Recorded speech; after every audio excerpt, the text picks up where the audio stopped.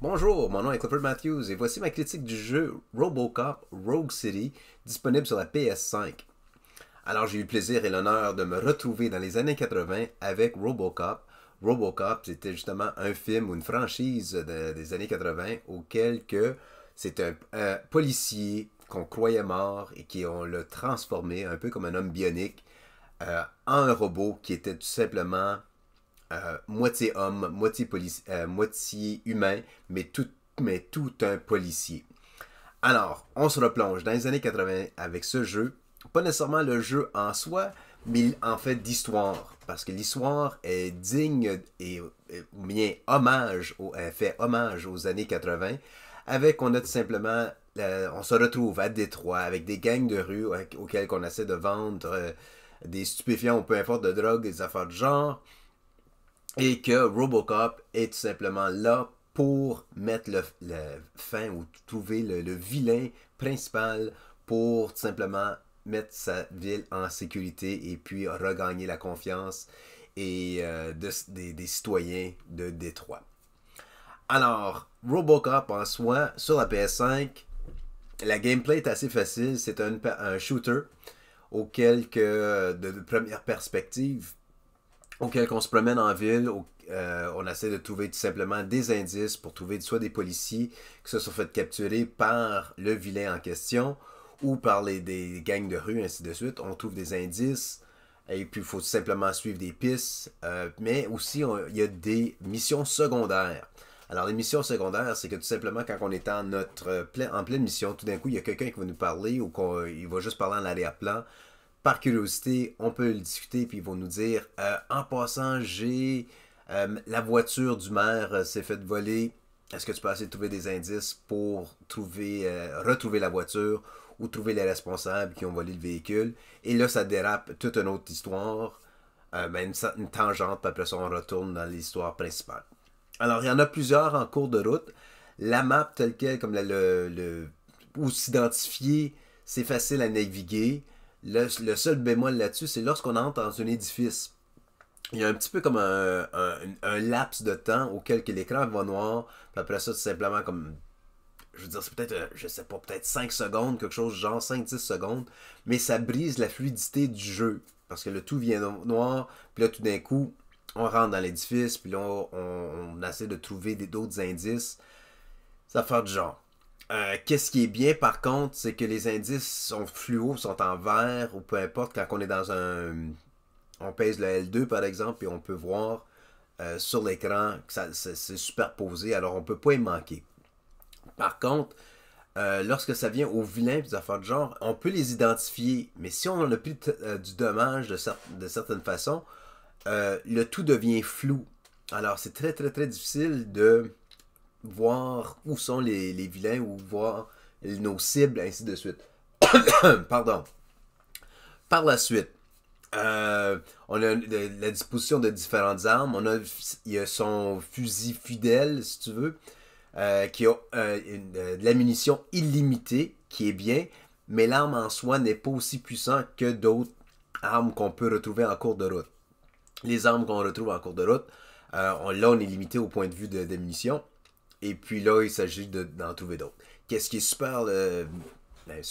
Qu'est-ce qui est bien, c'est qu'on peut attraper. Il y a des items qu'on peut attraper et lancer, comme une bonbonne de propane, ou bien une chaise, ou autre chose. Ou même des barils d'huile, ou peu importe, ça explose, ainsi de suite. C'est bien, alors on n'est pas limité sur ce côté-là. Le jeu est extrêmement violent. Alors, si on se souvient une scène en particulier dans le Robocop qui l'a rendu célèbre, veut pas, c'est lorsqu'il a pointé le fusil à un endroit en particulier. Et puis, si on peut recréer cette scène envers d'autres personnes, d'autres vilains dans le jeu, ou bien tout simplement exploser leur tête, exploser le bras, ainsi de suite. Alors, oui, c'est sanglant, mais c'est encore une fois, c'est digne des années 80 avec les films d'action de l'époque. Euh, Ce que j'ai apprécié du jeu, je veux dire, oui, ce que j'ai apprécié du jeu, c'est encore une fois le personnage Robocop en soi. On se croit vraiment qu'ils ont repris visuellement le personnage en soi. Il y a même la tonalité, la voix, tout, c'est quasiment identique que le film original. Alors c'est super. Par contre, visuellement, le gameplay, les graphiques ou peu importe, pour les autres personnages, les personnages secondaires, même les vilains, surtout les vilains, ils ont quasiment toutes la même voix à part de 2 ou 3 personnages principaux de l'histoire. Mais tous les autres, que les henchmen, peu importe, qui nous viennent à l'écran, pas de surprise, ils ont toutes la même voix. C'est là où est l'élément qui manque encore. Une chose que j'ai moins appréciée, c'est que tout dépendant où on se retrouve dans le jeu, il y a un vilain avec des habiletés spéciales auxquelles mais ils mettent en vedette. Pas nécessaire. Oui, on en voit un sur une motocyclette. Ok, on a un voix d'autre avec un sniper. C'est beau. Ou une carabine. C'est pas nécessaire. Fais juste me le dire que c'est là. Ou même juste... Je vais le voir parce qu'il va me tirer dessus. Fait que... Pas nécessaire. Mais visuellement, les terrains... Le jeu a un look des années 80 au point de vue... L'emplacement, le côté cinéma. Je dis pas que le jeu a de l'air comme dans les années 80, on est au-delà de la performance, mais comme la station de police, la ville, c'est vraiment, vraiment un hommage à cette époque. Encore une autre chose que j'ai apprécié, c'est la trame sonore. La trame sonore est digne, encore une fois, des années 80.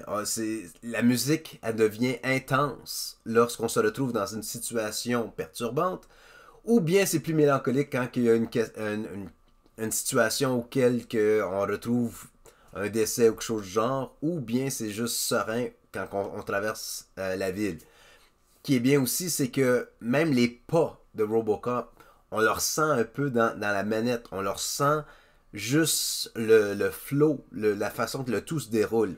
On sent comme on est vraiment lui, on est malcommode ou même maladroit comme lui à l'écran. Mais c'est bien parce que ça nous donne une identité en jouant. On prend vraiment l'identité de Robocop dans le jeu.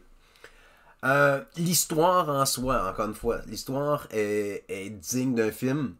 Alors c'est vrai, on dirait on reprend où est-ce qu'on était dans la fin des années 80.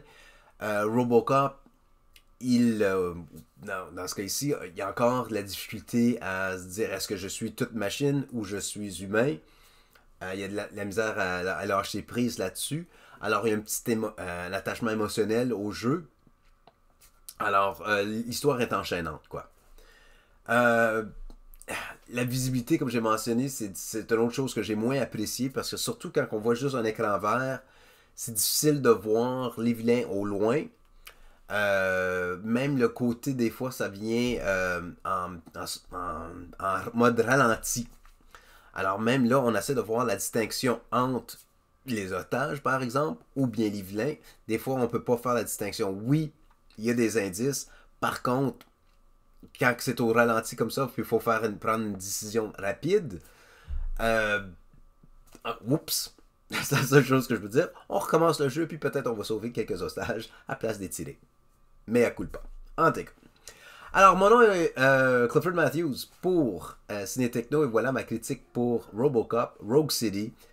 À jouer si vous êtes amateur des années 80 et de ce genre de film.